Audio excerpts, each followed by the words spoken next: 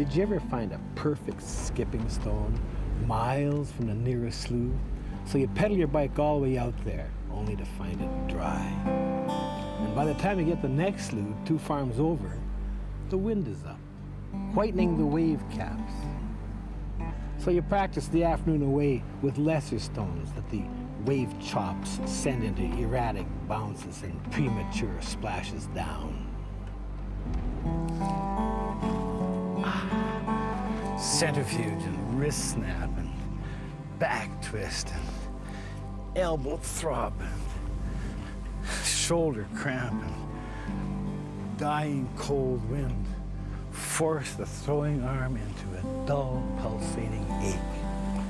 So now you retrieve the stony coin from your pocket and you flip it once to reassure yourself of its balance.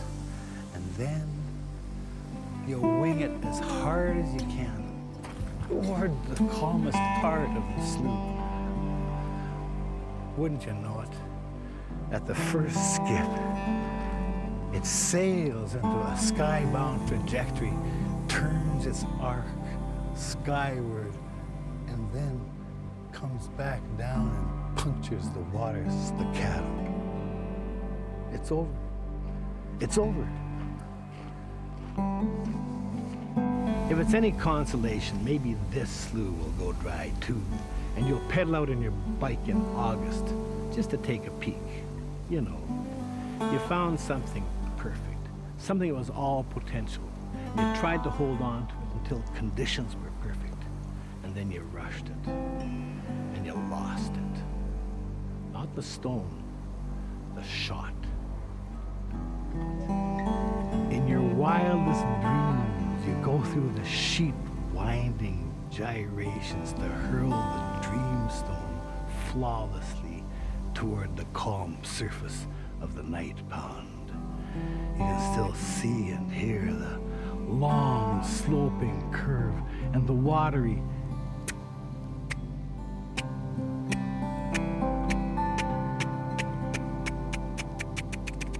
until its last sloping curve carries it back into a spiral into its own wake before it disappears. And all that's left is a widening circle on the still pond. The complex of rings overlaps and ripples. You turn away. Invisible, but still trying to fly. The stone falls like a fluttering leaf down through the green algae bloom and weeds to rest on the slough bed's muddy bottom. It raises a little puff of silt that falls back upon it in its resting place. And your fingertips print a touch of protein on its surface that attracts the first minutiae of pond life to its lightly silted texture. And slime begins anew on this subtlest sign of your ever having been